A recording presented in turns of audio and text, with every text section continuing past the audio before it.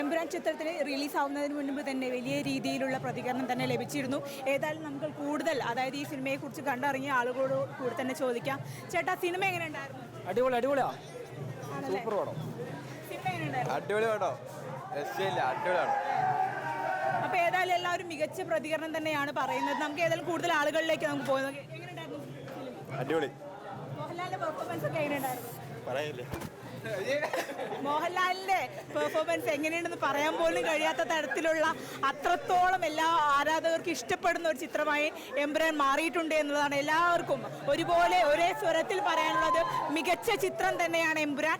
ഏതായാലും നമുക്ക് കൂടുതൽ ആളുകളുടെ പ്രതികരണത്തിലേക്ക് കൂടി നമുക്ക് പോകാം. സൂപ്പറായിരുന്നു. അടിപൊളി. സൂപ്പർ ഒന്നും പറയല്ല, പണ്ടത്തേക്കാട്ടും അടിപൊളിയായിട്ടുണ്ട്.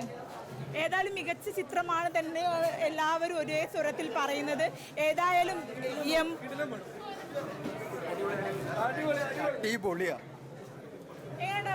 ഒരുപാട് വർഷത്തെ പ്രതയായിരുന്നു, അടിച്ചു പൊളിച്ചു. അടിപൊളി. എല്ലാവരും ഒരുപോലെ പറയുന്ന അടിപൊളി സിനിമയാണ് എമ്പുരാൻ എന്നുള്ളതാണ്. എല്ലാവരും മികച്ച പ്രതികരണം തന്നെയാണ് എല്ലാവരിൽ നിന്നും ലഭിക്കുന്നത്.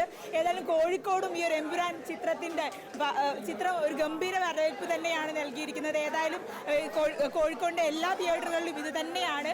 എല്ലാവരും വലിയ ആവേശത്തിൽ തന്നെയാണ് സിനിമയുടെ ആദ്യ ഷോ തന്നെ കണ്ടിറങ്ങിയ എല്ലാവർക്കും മികച്ച പ്രതികരണം തന്നെയാണ് അവരെല്ലാവരും ഒരേ സ്വരത്തിൽ പറയുന്നത്.